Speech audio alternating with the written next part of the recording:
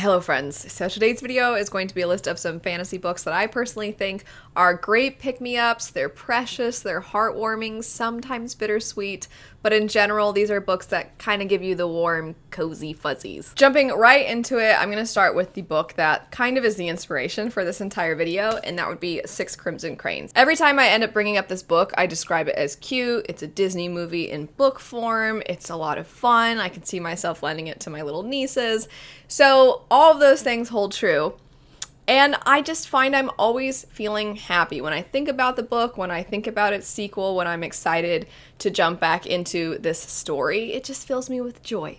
And if you don't know the setup, it's not that there's no stakes, it's not that nothing dangerous happens, because the setup actually kind of makes it sound pretty serious. We follow this character who, she is a little bit careless. She's not always aware of things outside her own little bubble, but she's not a bad person by any means. She's just a little flippant.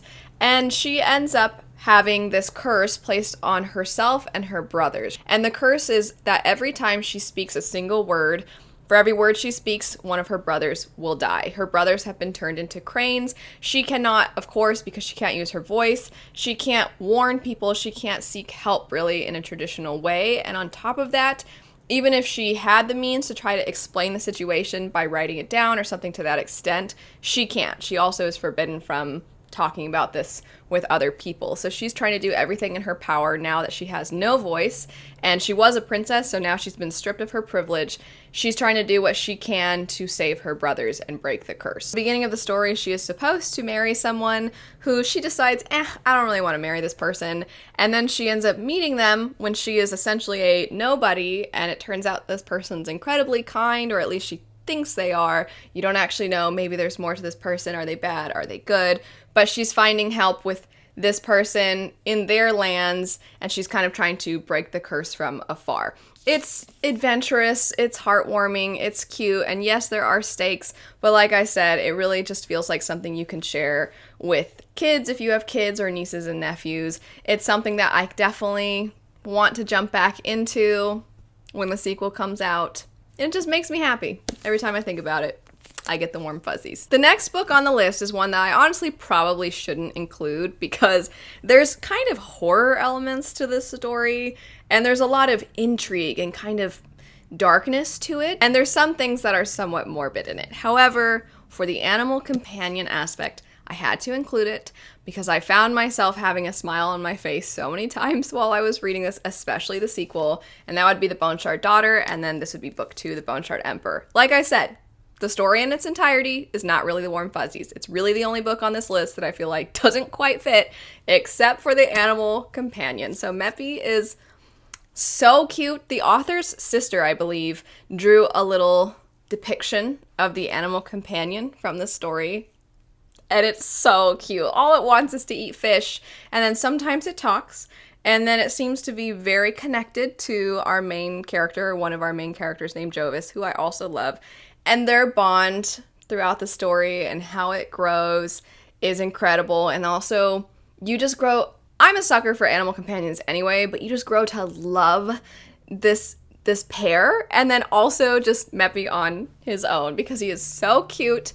And this story is quite dark at times, and Meppy just brings this little spark of light, this little spark of joy, and I had to mention the book basically just for that reason alone. Getting back on track and getting to actually cute, precious stories, we have Warrior of the Wild. I'll insert the actual cover image because I don't have the sleeve on it. And then also by the same author, Blade of Secrets. So I've mentioned a few times that Trisha Levenseller, if I'm starting to feel a reading slump coming on, or if I've been reading a lot of really big epics or maybe some serious nonfiction, Trisha Levenseller has become my, oh, okay, I'm going to pick up something by her because it just always is a good time.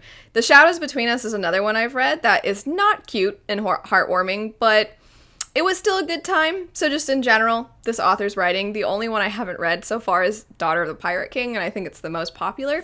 But Warrior of the Wild is the one that I'm going to stick to for today. This particular one follows a character who has been kicked out of her village for reasons that she honestly should not have been kicked out of her village for, and in order to come back, she has to accomplish what is basically an impossible task that has been assigned to her.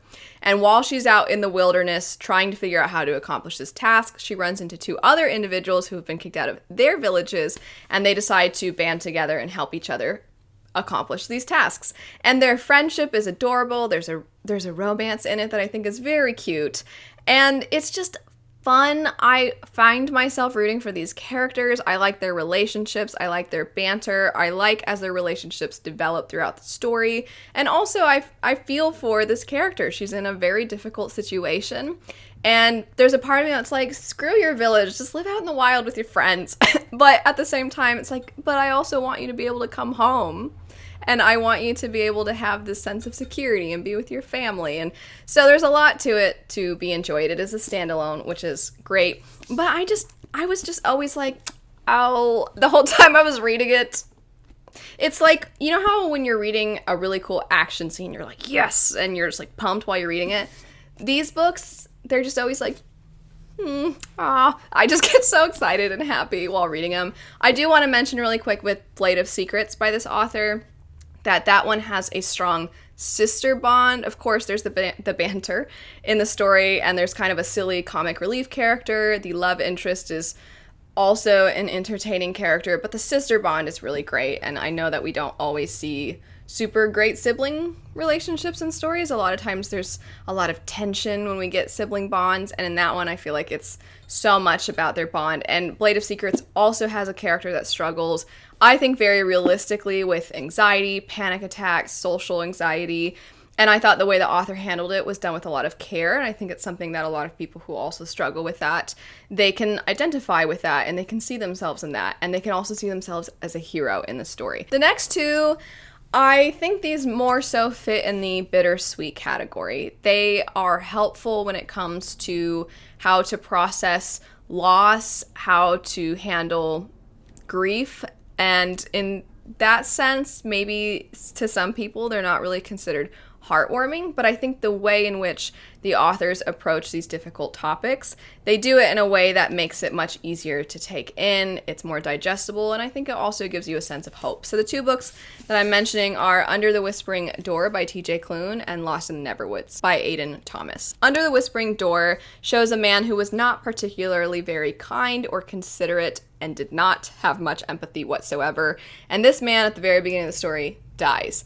And now he is in this in-between place before he transitions to whatever comes after. It's supposed to help him process his death and then move on and have a peaceful afterlife. I've mentioned before that books that explore the after are not my absolute favorites, but so many people have found this book incredibly hopeful. It has helped them tremendously in processing the loss of a loved one, or just in general trying to learn how they would process loss.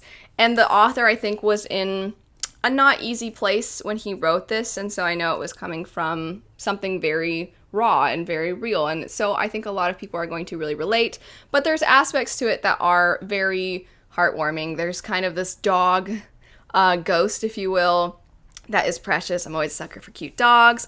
And the family relationships and the love that develops between these characters, the kind of found family that you find in this story. That's why I have it on the heartwarming list. Plus, T.J. Klune, this is the only book of his that I have read, but he definitely has a very whimsical, charming, cheeky writing style that makes the entire story feel like lovable. Lost in the Neverwoods is another one that I picked up recently, and it's one that I almost DNF'd because there were times where the stakes were very high and it seemed like the characters were derping around a little bit, and I'm like, guys, what are we doing? Come on, we gotta get back to business here. But the end of the story is very heartbreaking and not the easiest to read. But again, I think there's this sense of whimsy in the story and this lightheartedness that makes the tragedy easier to take in. So if you don't know what the story is about, as the name kind of would imply, it is a Peter Pan retelling, and Peter Pan has come to our world. He is not a figure that everybody is familiar with. He's really only familiar to our main character because her mother has told her stories about Peter Pan. And years ago, our main character and her brothers went missing, and 6 months later, our main character came back, but her brothers did not. This has haunted their family for the last 5 years. It's been something that still is with them. It's been very difficult for them to move on. Their unit as a family has kind of broken apart, and they're trying to pick up the pieces. Our main character is just trying to get through life and look to the future, but some of these losses still linger with her, as you would expect. And then Peter Pan shows up, and she's starting to have all these memories that she's not sure where they've come from, and she's thinking maybe there's a chance I can get my brothers back because they never actually figured out what happened to them. And then the story kind of goes from there. Like I said, there were times in the book that I felt like maybe sometimes the fun side of things and this childlike spirit of Peter Pan frustrated me because I was like, we need to focus. But the ending, I think, brought it home in a very tragic, but I don't know how to describe it, and I don't want to give spoilers, but I thought the ending was very hard-hitting. Last on the list, once again, another one that I read recently, and honestly, thanks to the Goodreads Choice Award nominees, I don't think I would have picked this book up otherwise, and I'm so glad I did. That would be Once Upon a Broken Heart. This was so charming, and this seemed somewhat self-aware. It was very kind of fairy tale-like in that sometimes horrible things would happen, but then all of a sudden there'd be some interesting magical person that would be like, and they would fix the problem, but then that would create other problems, and you just kind of have this continuous cycle. The setup is what we follow a girl who she is convinced that her evil stepmother has placed a curse on her love, and now she thinks that this curse is making her love fall in love with her stepsister instead of her. And on the day that her stepsister and this man are meant to marry, our main character goes to a being known as a fate and makes a deal that he will stop the wedding, and then he does, but not in a way that she expects. And she, in trying to save the day, she ends up becoming a hero, but nobody knows about the deal she made, so she's filled with all this guilt. And then this individual she made a deal with, this fate, ends up continuously bumping into her, and their paths intertwine. And how they do so, I think, is highly entertaining. The story, I think, is very aware of the kinds of tropes that you not only find in young adult books, but just in fairy tales in general. And then I think it sometimes makes fun of itself. And I thought it was hilarious. I just thought it was so funny and entertaining. Not funny in like the way that Joe Abercrombie writes humor, of course, not that kind of funny, but just cheeky and silly. And I really enjoyed it. And I cannot wait for the sequel. I thought it was so much fun.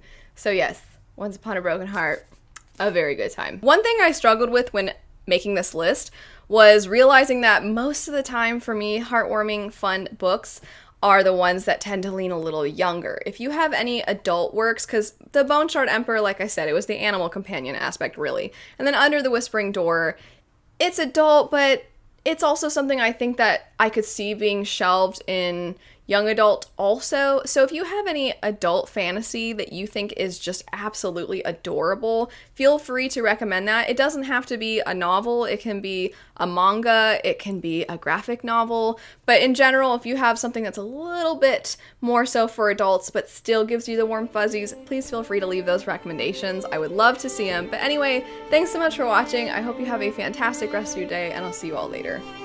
Bye.